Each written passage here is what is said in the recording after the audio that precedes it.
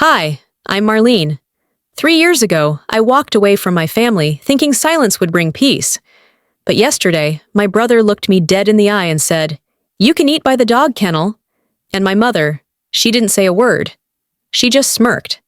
They set a plastic plate out back for me, next to a dog bowl. No name card, no seat at the table. Why did I go back? And what did I leave behind this time? What happens when the family who raised you becomes the very reason you stop showing up? When the envelope arrived, it didn't look like anything special. Just a pale cream rectangle with my name printed in that delicate script my mother reserved for church notes and thank you cards. No handwritten message, no personal line, just, "You are invited to a dinner in honor of Ruth Ann Whitaker's 67th birthday, Sunday, June 2nd, 5:30 p.m. Formal attire requested." It had been 3 years since I'd seen any of them. 3 years since the last family meeting where I was left sitting in silence as my mother nodded through Leland's pitch to modernize the family assets, which of course meant rewriting Dad's will. 3 years since my father, in the last lucid conversation we shared, gripped my hand and said, "Don't let them take everything from you." I'd moved to Portland soon after, built a life on quiet routines and small victories. I learned to garden. I adopted a cat. I taught myself how to set boundaries, and I had no intention of crossing that state line again, until now. I brought the invitation to therapy. Dr. Ramirez didn't flinch when I held it out like evidence in a courtroom. She simply asked, "What would you need this dinner to be for it to be worth going?" I thought about that question for days. In the end, it wasn't about what I needed from them. It was about what I needed from myself. A line drawn. Closure, maybe. Not approval. Never that again. So I packed a weekend bag, rented a fuel-efficient car, and drove 6 hours into the past. Boise hadn't changed much. Still too clean, too trimmed, too eager to look like something out of a Hallmark postcard. As I pulled into the long driveway of my mother's house, well, Ruth Ann's house, if I were being honest, it struck me how symmetrical everything was. The flower beds, the windows, the rows of folding chairs set on the lawn. I wasn't early, I was right on time. Still, no one greeted me at the door. I let myself in, heels clicking against the polished wood that always made guests whisper. The air smelled of lemon oil and roast beef. Laughter spilled from the living room. I stood at the edge of it like a stranger. Leland was holding court, naturally, arms moving wide, voice booming, retelling some story that made half the room clutch their stomachs in delight. His wife, Nicolette, perched nearby like a portrait, nodding in the right places, perfectly timed. Ruth Ann caught my eye. Her smile was small, tight. "Marlene," she said, like tasting something bitter. "You're here." No hug, no warmth, no, "We've missed you," just acknowledgement. I stepped inside, gripping the strap of my bag tighter. A few cousins gave polite nods, then turned back to their drinks. One uncle asked if I was still doing that therapy work out west, and when I nodded, he chuckled like I'd said I raised goats. I wanted to believe this was just awkwardness, that after 3 years of silence, no one knew how to start again. But the longer I stood there, the more I saw it for what it was. Indifference. Even that might have been generous. No one asked where I'd been. No one wondered if I was well. It was as if I'd slipped out of the family photo and no one noticed until I showed back up and stood in front of the frame. Ruth Ann gestured toward the kitchen. "The drinks are on the island," she said, then turned back to the woman beside her to continue a story about Leland's new investment property. I walked toward the kitchen, trying to collect myself, trying not to make a scene, because of course, that would be the narrative if I showed too much emotion. Marlene's always been dramatic. Sensitive? Hard to include. At the counter, I poured myself a glass of seltzer and took a slow breath. The light above me flickered slightly, like it too wasn't sure I belonged. I caught my reflection in the dark window across the sink. Hair a little too curly for Ruth Ann's taste, blouse a bit too plain, no pearls, no polished manicure, just me. "Don't let them take everything from you," Dad had whispered. I didn't even know what everything was back then. Maybe now I did. Maybe it was this. My right to exist in a room without apology. A cousin brushed past me to grab a glass of wine and didn't look up. Her sweater was the same shade as the tablecloths Ruth Ann used for Thanksgiving. I remembered helping fold those tablecloths when I was 12. My hands had gotten smacked for creasing the corners unevenly. Funny what sticks. I stayed in the kitchen a moment longer than necessary, then turned to walk back into the room. That's when I saw it, on the far wall, just beyond the chandelier. A framed portrait. Everyone else was in it. Everyone but me. I stood there, frozen, watching as my mother handed me a tray and told me where it needed to go. Her voice was even, indifferent. Could you take this to the side table near the patio? We're using that area for extras. Extras. That's what I had become. An extra. Not family. Not guest of honor. Not even someone worth offering a real seat. I took the tray, full of cheese cubes and napkins printed with her monogram, and walked toward the back of the house. Past the hallway that used to hold my dance recital photos. Past the den where Dad once taught me how to balance a checkbook. It all felt like a showroom of a life I had no stake in anymore. As I passed the living room, something above the fireplace caught my eye. A new portrait, professionally done, large frame, golden hues. Everyone was in it. Leland, of course, front and center, like he was running for office. Nicolette, picture perfect. Beau holding a balloon and half smiling. Even Ruth Ann, chin slightly lifted, the way she always posed when she thought she looked powerful. But I wasn't there. I stepped closer, scanning the corners like maybe I'd missed myself. Maybe I was hidden in the back, slightly blurred, out of focus, like an oversight. But no, it wasn't an accident. The date on the frame said Christmas 2024. I had spent that Christmas alone, baking cinnamon rolls for my elderly neighbor in Portland, watching old sitcoms. Not because I wasn't invited, but because by then I had stopped chasing invitations. Nice picture, isn't it? Ruth Ann's voice chimed behind me. I turned to find her smoothing a linen napkin on the nearby table. We just used whoever was around, she added. You know how hard it is to coordinate everyone these days. I nodded once. If I opened my mouth, I wasn't sure what might come out. I finished setting the tray, excused myself to the kitchen for water, and let the faucet run longer than necessary. The chill of the glass against my palm helped me recenter. Out of the corner of my eye, I saw her again, Ruth Ann, chatting near the dining room doorway, holding a small box I recognized instantly. Square, antique, wrapped in dark green velvet. My pulse quickened. I had chosen that box for a very specific reason. It belonged to my grandmother and had been passed down through my father to me. I'd spent weeks selecting the right gift to put inside it, a vintage ring I had sourced from a second-hand jeweler in Portland. I'd even written a note in cursive, like Ruth Ann preferred. I mailed it with tracking and signature confirmation. Now she held it in her palm like it meant nothing. Leland, she said loudly, this was such a thoughtful gesture, so classic. I didn't know you remembered this box. He chuckled. It was time she had something from the old days. And everyone nodded, smiled, clinked glasses. I reached into my purse, pulled out the postal receipt. It was still there, dated 2 weeks ago, delivered to this address, signed by Ruth Ann herself. My hands trembled, not from shock, but from the clarity that came with it. She hadn't mistaken it. She had rewrapped it, handed it to Leland, reinvented the story like she always did. A new version of reality where I never sent the gift, never cared enough, never existed. I folded the receipt and slid it back into my wallet. There would be no dramatic confrontation, not yet. I wasn't here to prove them wrong. I was here to remember who I was and see who they had become. I leaned on the sink, letting the hum of conversation drift over the clinking dishes and laughter in the next room. My reflection in the faucet handle looked more like a stranger than it had that morning.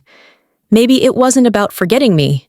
Maybe it was about actively choosing to erase me, replacing me with narratives that made them feel better, easier to digest than the truth of a daughter who wouldn't comply, a sister who asked too many questions.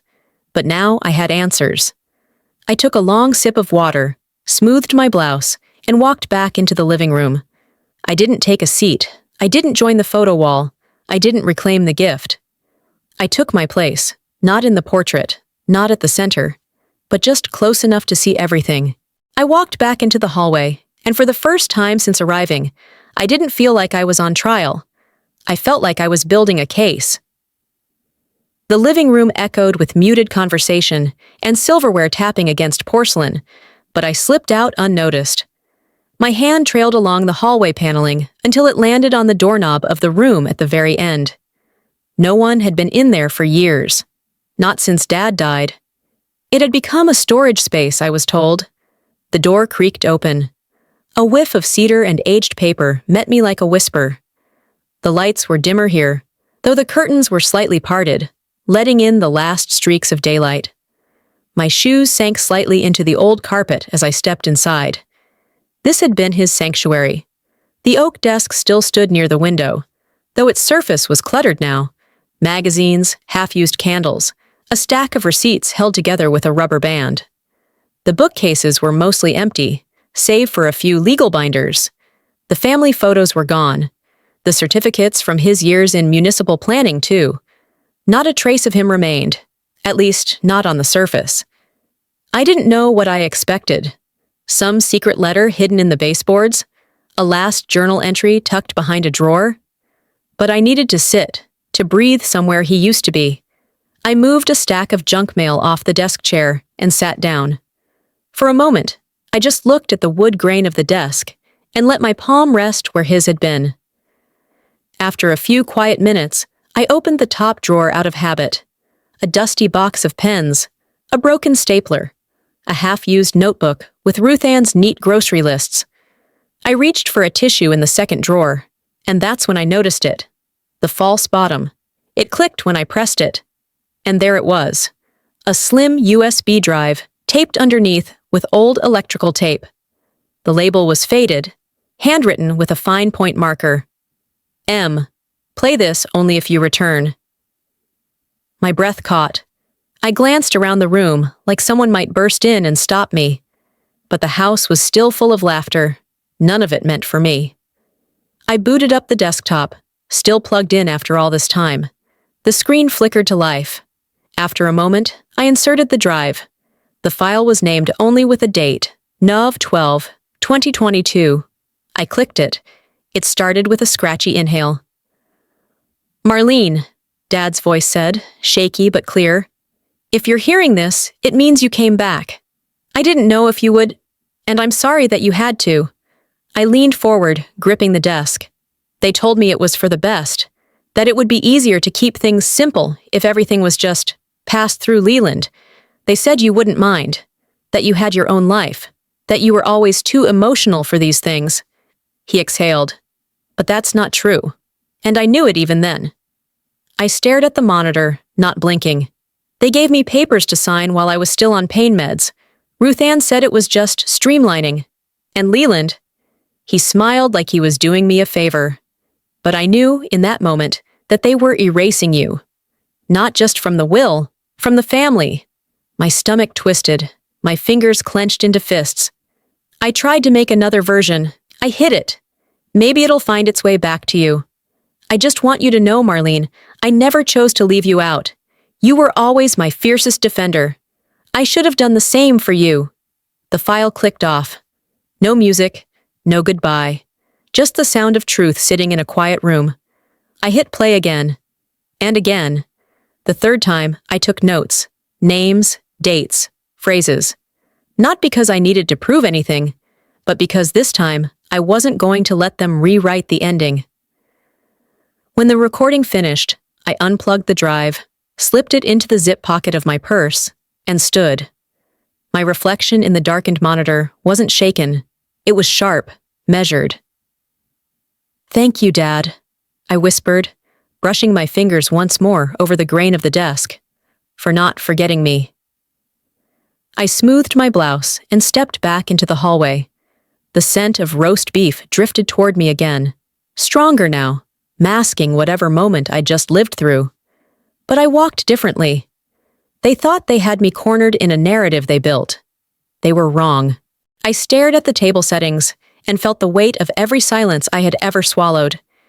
Each place card was carefully written in Ruth Ann's familiar cursive, placed beside polished silverware and folded linen napkins. 10 seats, 10 names. Mine wasn't among them. Before I could say a word, my mother's voice cut through the room. "Marlene, can you help bring out the trays?" There was no please, no acknowledgement of the missing chair, just an order dressed up in civility. I turned toward the kitchen, biting the inside of my cheek. It wasn't obedience that made me move. It was strategy. Let them think I was still playing the old game. Let them be comfortable.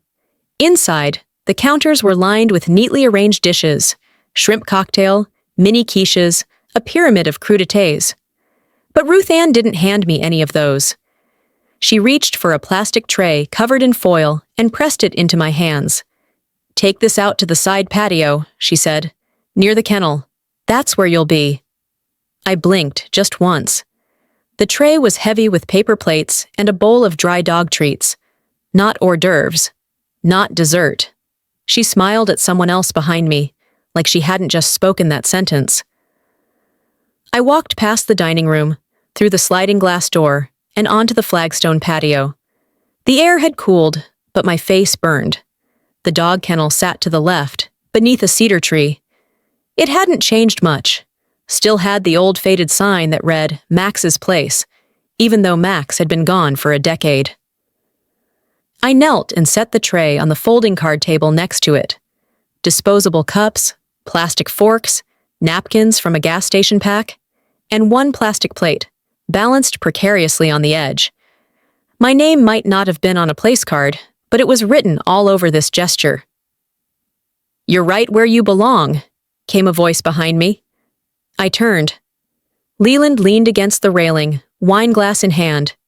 His smirk deepened as he scanned the table. "Honestly, why would we waste a seat on you? This fits." I said nothing. I didn't flinch. But inside, something cracked. Not from surprise, but from confirmation. The voice in my head didn't sound like mine. It sounded like Dad's. "Don't let them take everything from you." Behind Leland, through the kitchen window, I saw Ruth Ann watching. Her lips curled into something that wasn't quite a smile, but wasn't far from it either. A cousin walked past, glanced at the scene, and stifled a laugh. I looked down at the plate. A lone napkin fluttered in the breeze. No one had said it outright, but they didn't need to. I was to eat here, by the kennel, like a forgotten relative too complicated for polite company. I pulled out my phone, quietly, deliberately, snapped a photo of the table, the treats, the kennel in the background, tapped once, saved it. I opened a message to myself, titled it, Evidence Step 1. I didn't reply to Leland, didn't ask Ruth Ann why. I adjusted the tray, made sure the cups wouldn't spill, and turned around. Every part of me wanted to scream, to smash the plate, to tell the truth so loudly they couldn't ignore it anymore. But I didn't. Because this wasn't about outbursts. This was about building a record, a truth they couldn't manipulate or rewrite, a story I'd own, piece by piece, starting now. I re-entered the house, wiping my hands on my skirt. Leland had already disappeared, no doubt to deliver another version of me to whoever would listen. I walked back into the dining room, head held high, and saw what they had laid out on the table. 10 name cards, and not one with mine. The air inside was heavier when I returned. The dining room had shifted from light chatter to purposeful movement, clinking of silver, sliding of chairs, wine being poured like nothing had just happened on the patio. But everything had changed for me. I walked toward the table again, slower this time, scanning each place setting. The name cards were neatly arranged, each one in Ruth Ann's hand. Leland's was at the head, of course. Nicolette's beside him. Even Beau had a folded card with block letters and a tiny gold sticker. 10 names. Not mine. I checked the buffet table. Nothing. Not even a placeholder or a folded napkin. Just silence, clean and deliberate. From across the room, Ruth Ann lifted her glass without turning her head. "Oh, honey, I thought you'd be more comfortable helping us out tonight." It wasn't sarcasm. It wasn't even passive-aggressive. It was institutional. I stood there, holding the weight of her sentence like a tray I hadn't agreed to carry. Then Leland raised his glass. "Cheers to family. Present and accounted for." A few chuckles followed. Some eyes looked down. Most didn't look at me at all. I didn't speak. I didn't sit. I simply turned toward the side table near the patio, hoping I was wrong. But no. There it was, an old folding tray, barely balanced on one leg, tucked next to the sliding door. A single plastic plate, a disposable fork, and a paper card propped upright with Scotch tape, reading, "Guest." Her handwriting again. They hadn't even tried to be subtle. I stood still, staring at the setup like it was a crime scene. The kind where the victim isn't physically harmed, but erased. Beau toddled over, juice in hand, oblivious to the politics unfolding around him. He looked up at me and smiled. "Is that your spot, Auntie Marlene?" A pause, so clean it rang out louder than any answer. He looked at the card, then back at me. "But you're not a guest, right?" Before I could say anything, Ruth Ann called out from the table, her voice dipped in honey. "Let's not confuse the little ones, okay?" No one corrected her. I looked around. 10 adults, every one of them complicit in their silence. I walked over slowly, picked up the card and the plate. My hands were steady, movements deliberate. I turned back to the table and placed both items down, right in the center, between the candles and the carved roast. My voice was low, controlled. "Just so we're clear, I'm not the guest here." Ruth Ann took a sip of wine, unfazed. "Of course not. But some of us have more appropriate places, don't we?" I didn't blink. "We'll see who truly belongs when this dinner ends." And with that, I stepped back. I didn't take a seat, not at their table, not on the patio. I chose the edge of the room. I dragged a chair from the hall and placed it where I could see every smirk, every glance, every lowered eye. Not in exile, not invisible. I sat down on the edge of the room, not at the table, not in exile, but right in their line of sight. The clatter of forks and wine glasses kept rhythm with the false laughter echoing from the dining room. I didn't follow it. Not yet. I lingered near the kitchen entrance, letting my breath settle. My back pressed lightly against the wall as I watched Inez pass with a pitcher of water, her posture practiced, her face unreadable. As she reached the archway, she paused, barely a second, then pivoted toward me. Her eyes met mine. In that split instant, something passed between us that didn't need words. She stepped close enough for no one else to hear.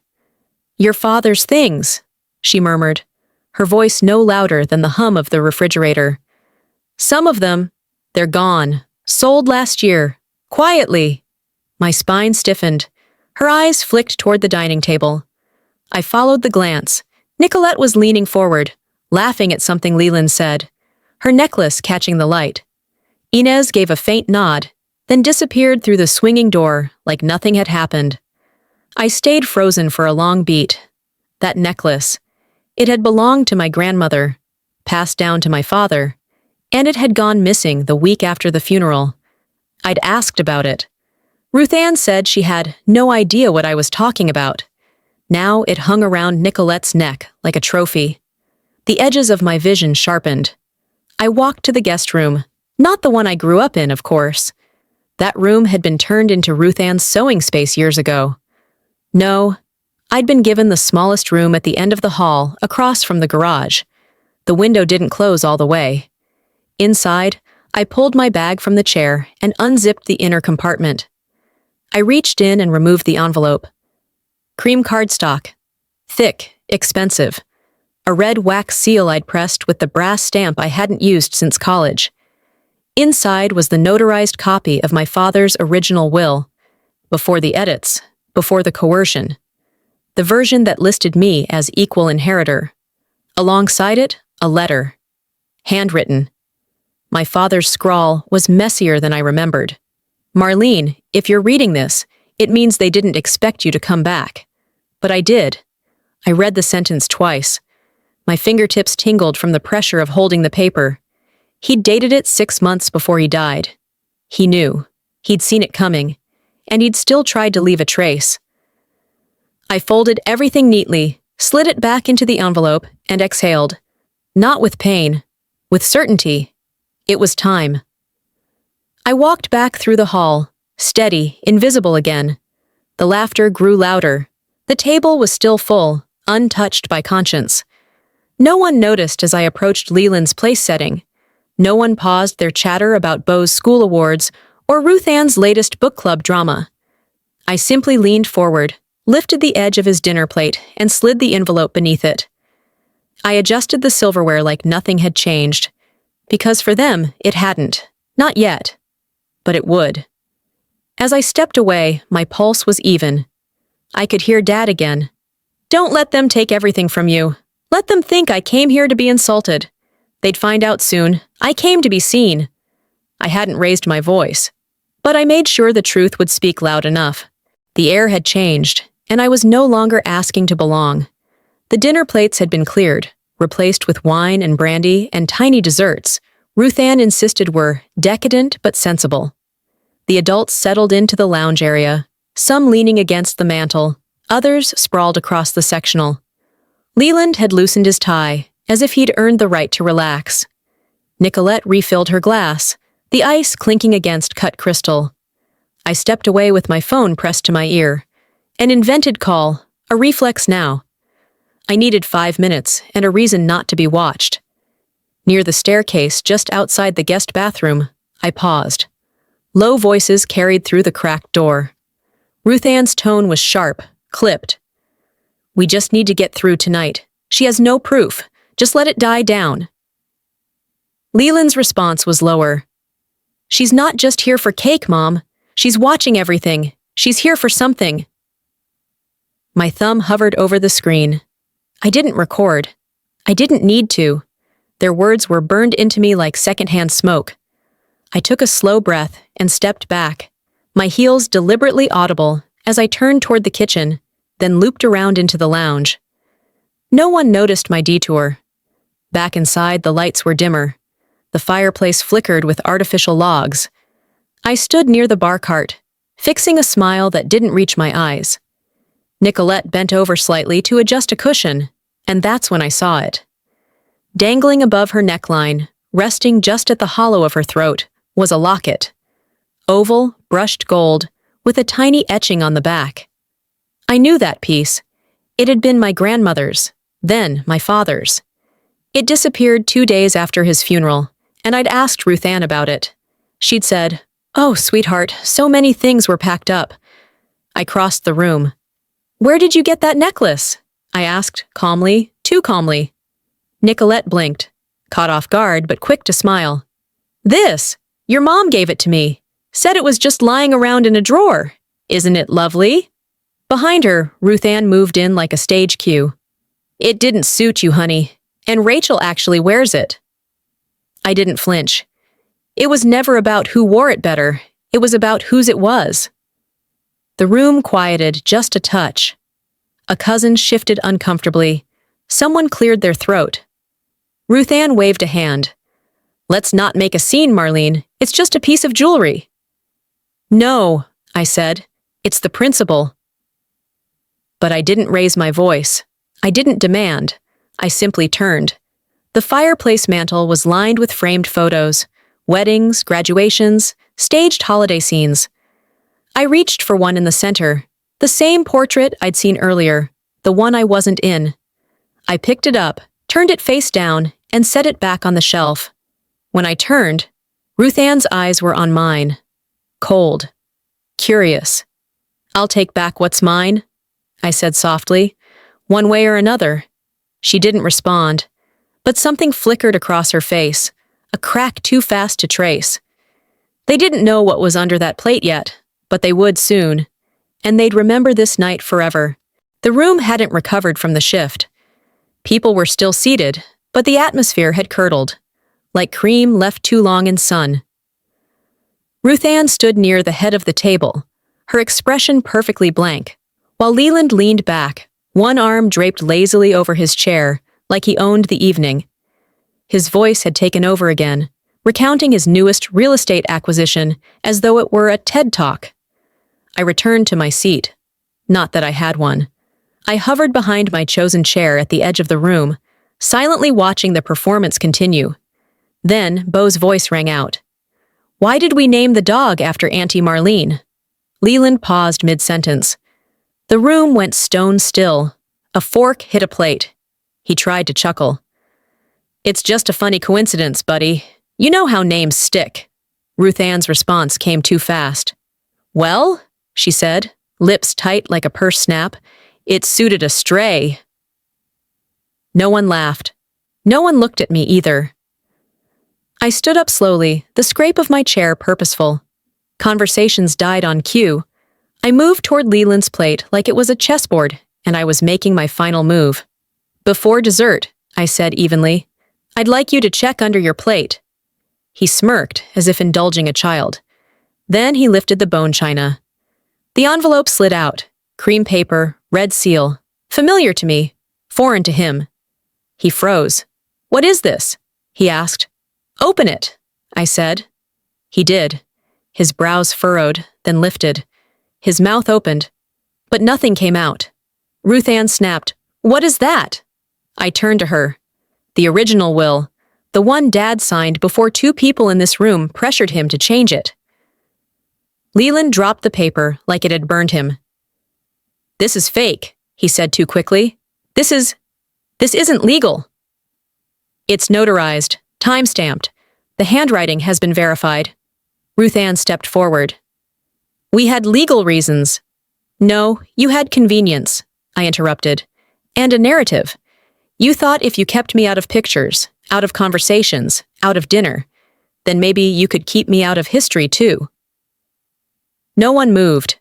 Even the chandelier bulbs seemed to dim with the weight of silence. "I'm not here to beg," I continued, "or to win. I'm here because I remember who I am. And now you do too." I turned to Beau. "Auntie Marlene was never a stray," I said gently. Then I walked. Through the room, past the table, past the doorway where Inez watched with something like pride in her eyes. I didn't rush. I didn't slam the door. But I knew that soundless exit would echo in every room for years to come. 3 hours after I left the table, the house sounded like it had split into pieces.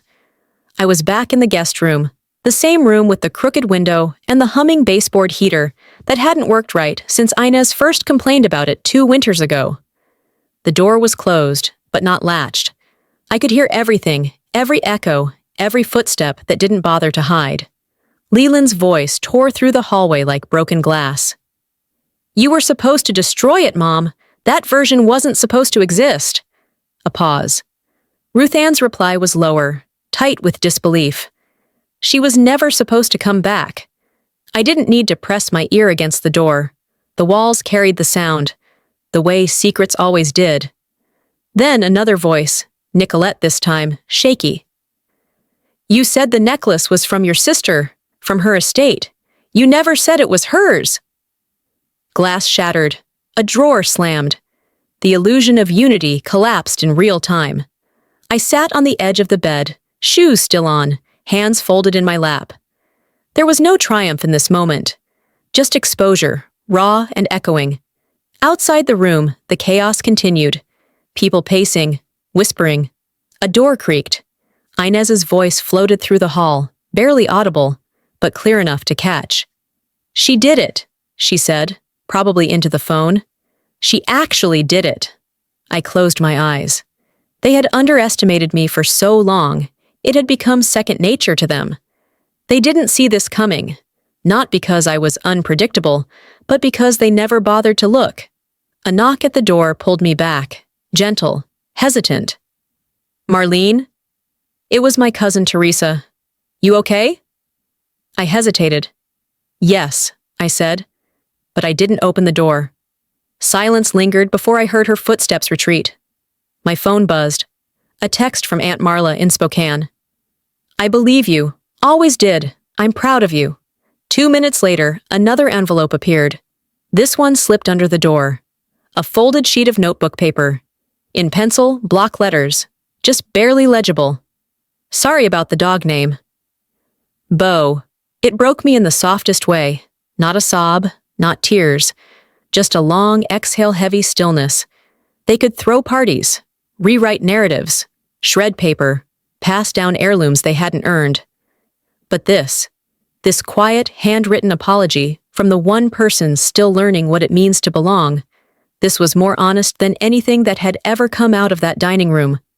I stood, gathered my bag, zipped it shut, and pulled my jacket from the corner chair. No need to wait for another round of whispers or staged reconciliations. When I opened the door, Ruth Ann was standing in the hallway like she'd been waiting. Her expression was unreadable, eyebrows lifted just enough to look like concern, but too stiff to be sincere. You ruined everything, she said. For what? Pride?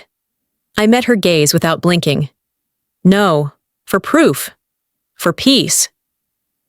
She didn't follow me down the stairs. I passed Nicolette in the kitchen, wiping something off the floor. She didn't look up. Leland was nowhere in sight. Inez nodded as I passed her by the front door, her hand briefly brushing mine. Not holding, just confirming. Outside, the air was still. No wind, no night bugs, just the hum of distant sprinklers and the low light of the porch lamp. I didn't just leave the house. I left the role they'd written for me behind. The motel room smelled faintly of bleach and old carpet. I sat by the small window, legs tucked beneath me, holding a chipped mug of coffee I had brewed from the single-serve machine in the corner. It was still early, barely past 7. Outside, the sky was overcast, and the parking lot half full with construction trucks and cars that hadn't moved since last night. My phone lit up again. 3 unread texts, one from Leland. You blindsided us. That was low. Another from Ruth Ann. We need to talk before this goes any further. Nothing from Nicolette, not even a question mark. None of them said, sorry. None of them said, I didn't know. Just accusations dressed up like curiosity. Threats wrapped in formality. I forwarded the scanned will to my attorney without a comment. The kind of quiet fire they'd never see coming. I sat there for a while, letting the silence stretch long and thin. My hand around the mug, still warm, but cooling. The consequences hadn't stopped at that dining room table. They were rippling now, making their way through the branches of this family tree, like slow rot finally reaching the surface. By noon, the text slowed, but new ones arrived. From the cousins. One unfollowed me on social media within the hour. Another sent a vague, hope you're doing okay, with a thinking emoji that somehow made it worse. One uncle called and left a voicemail filled with small talk, asking about Portland's weather, then ending with, let's catch up sometime, kiddo. It was performative. All of it. The family had been trained for decades to move as a unit, appear intact, even when it was fracturing underneath. I wasn't just the whistleblower, I was the glitch. The truth has no audience in a family built on performance, I muttered to myself. Then a ding. Voicemail. I played it with little expectation. I'm proud of you, he'd be proud too. Inez. I paused the message, replayed it again. Then came another one, a voice higher, younger, Bo. Hi, Aunt Marlene. I hope you're okay. I think you're really brave. His voice cracked a little at the end, like he hadn't been sure if he should leave the message at all. The sound of him breathing on the line lingered before he hung up. I felt the warmth behind my eyes, quick and full. The kind that doesn't ask for permission before it arrives. That message, just that one, was enough to anchor me. I sat up straighter, reached for my phone, and hit record. Thank you for remembering I was part of this family, I said softly, even when others didn't. I hit send. Then, I deleted every other message. I didn't save screenshots, didn't archive, just erased them. That was my closure. Not a speech, not a confrontation, just a decision. I didn't need them to apologize. I didn't need them to admit what they'd done. I needed the silence to be mine for once, on my terms. I hadn't won everything, but I had reclaimed the one thing they couldn't take from me again: my voice. 2 weeks had passed since I left Boise, and not once had I looked back. My apartment in Portland greeted me like a favorite sweater you'd almost forgotten still fit. The quiet was different here, earned, not forced. I unpacked slowly, letting each drawer I reopened remind me who I was before all of that. Before the chair by the kennel, before the envelope under Leland's plate. The sun stretched long over my windowsill that morning as I poured a cup of coffee and checked my phone. More texts. Still. Leland's came first. We need to sit down, face to face. This isn't over. Ruth Ann's followed. You've made your point. Enough now. I blocked them both. No replies. No explanations. Not anymore. That day, I got a call from my lawyer. My name was being reinstated officially in the inheritance documentation, pending final paperwork. The real will, the one Dad had signed without manipulation, was now recognized. I didn't celebrate. I didn't post anything, or tell friends, or go buy something symbolic like people do in those shiny commercials about empowerment. I just breathed easier. I spent the next 2 hours reorganizing my apartment, clearing out things I no longer needed. Boxes of files from old clients. Clothes I kept for the sake of what if. I made space for what fit now. Then I opened the bottom drawer of my bookshelf and pulled out the letter. Dad's handwriting still as uneven and impatient as I remembered. I slid it into a simple black frame and placed it on the windowsill next to the cactus I hadn't managed to kill. The seal he used was still faintly visible at the corner of the paper. He had written, "If they don't see you, it doesn't mean you're invisible. It means they never learned how to look." The next afternoon, my phone rang. Unknown number. I almost let it go to voicemail, but I didn't. Nicolette's voice came through, quieter than I expected. "I didn't know everything," she said, "but I knew enough." And I stayed quiet. I let the silence sit between us. Then I answered. "You chose comfort," I said. "I chose conscience." She didn't argue, didn't apologize either. "I hope you're well," she said before hanging up. We wouldn't be friends. We wouldn't exchange holiday cards.